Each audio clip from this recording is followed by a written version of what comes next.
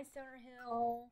I have a great book for you that I read when I was a kid. This is the story of, well, it's upside down, of my life. Beezus and Ramona by Beverly Cleary. This is the first book of the Ramona books. I'm going to read you just a little bit to get you liking Ramona, because Ramona is crazy. This is by Beverly Cleary and illustrated by Tracy Dockeray. See, because here's Ramona. You're going to find out why she looks like this in just a little bit. I'm not reading very much, 13 pages. This is a skinny book too. Look.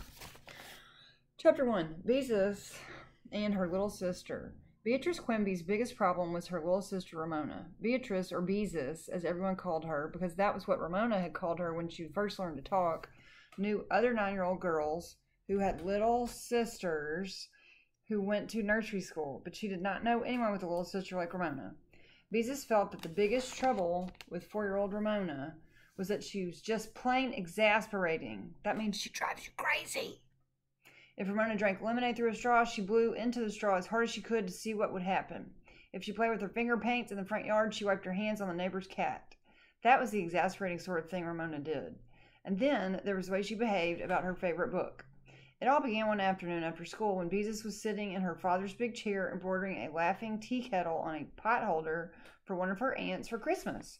She was trying to embroider this one neatly because she planned to give it to Aunt Beatrice, who was Mother's younger sister and Beezus's most special aunt. With gray thread, Beezus carefully outlined the steam coming from the tea kettle spout and thought about her pretty young aunt who was always so gay, which means happy, and so understanding. No wonder she was Mother's favorite sister. Beezus hoped to be exactly like Aunt Beatrice when she grew up. She wanted to be a 4th grade teacher and drive a yellow convertible and live in an apartment house with an elevator and a buzzer that opened the front door. Because she was named after Aunt Beatrice, Beezus felt like she might be like her in other ways too. While Beezus was sewing, Ramona, holding a mouth organ in her teeth, was riding around the living room on her tricycle. Since she needed both hands to steer the tricycle, she could blow in and out only on one note. This made the harmonica sound as if it were groaning. Oh dear, over and over again.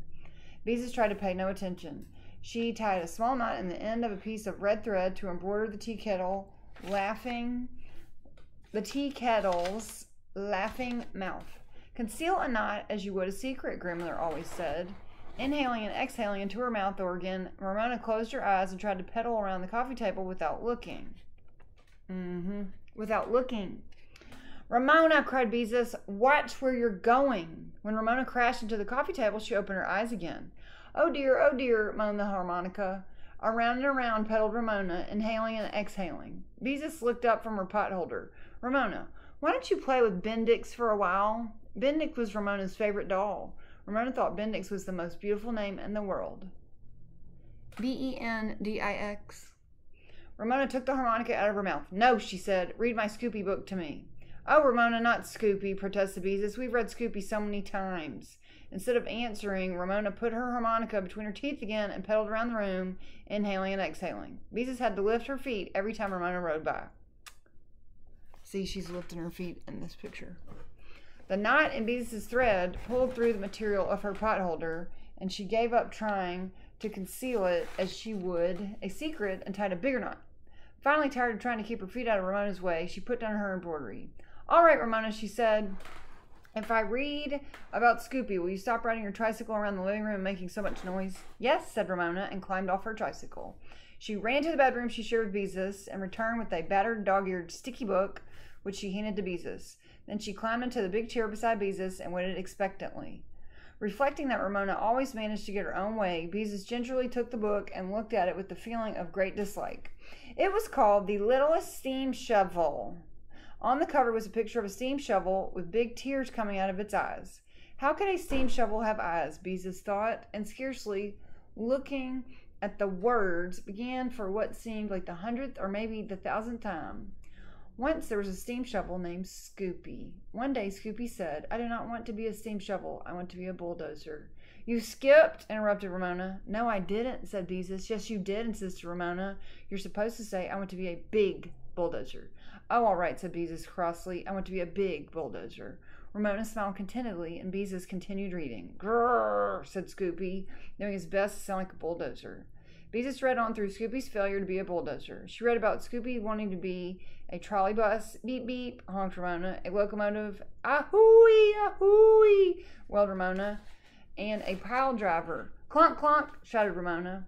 Beezus was glad when she finally reached the end of the story, and Scoopy learned it was best for little steam shovels to be steam shovels. There, she said with relief, and closed the book. She always felt foolish trying to make noises like machinery. Clunk, clunk, yelled Ramona, jumping down from the chair. She pulled her harmonica out of her pocket of her overalls and climbed onto her tricycle. Oh dear, she inhaled and exhaled. Ramona, cried Beezus, you promised you'd stop if I read Scoopy to you. I did stop, said Ramona, when she had taken the harmonica out of her mouth. Now read it again. Ramona Geraldine Quimby! Beezus began and stopped. It was useless to argue with Ramona. She wouldn't pay any attention. Why do you like that story anyway? Beezus asked. Steam shovels can't talk, and I feel silly trying to make all these noises. I don't, said Ramona, and wailed.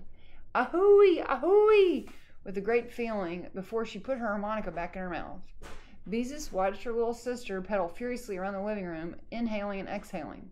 Why did she have to like a book about a steam shovel anyway? Girls weren't supposed to like machinery. Why couldn't she like something quiet like Peter Rabbit? Mother, who had bought the little steam shovel at the supermarket to keep Ramona quiet while she shopped one afternoon, was so tired of Scoopy that she always managed to be too busy to read to Ramona. Father came right out and said if he was fed up with frustrated steam shovels and he would not read that book to Ramona, and furthermore, no one else was to read it to her while he was in the house, and that was that. So only Beezus was left to read Scoopy to Ramona. Plainly something had to be done, and it was up to Beezus to do it. But what? Arguing with Ramona was a waste of time. So was appealing to her better nature. The best thing to do with Ramona, Beezus had learned, was to think up something else, something to take the place of whatever her mind was fixed upon.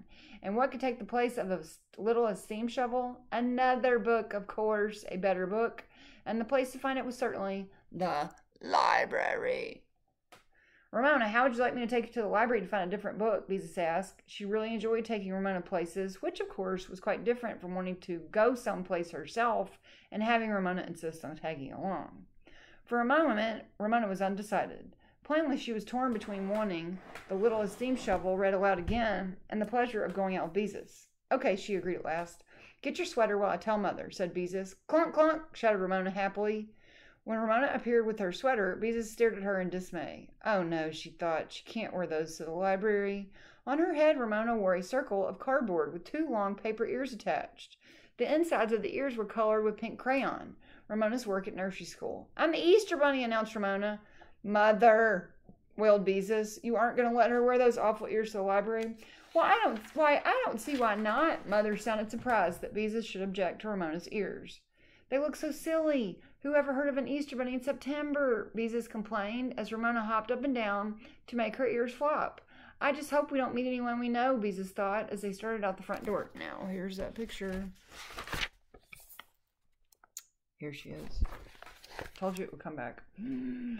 But the girls had no sooner left the house when they saw Mrs. Wisser, a lady who lived in the next block, coming toward them with a friend. It was too late to turn back. Mrs. Wisser had seen them and was waving. Why, hello there, Beatrice, Mrs. Wisser said when they met. I see you have a dear little bunny with you today. Yes. Beezus didn't know what else to say. Ramona obligingly hopped up and down to make her ears flop. Mrs. Wisser said to her friend, as if Beezus and Ramona couldn't hear, isn't she adorable?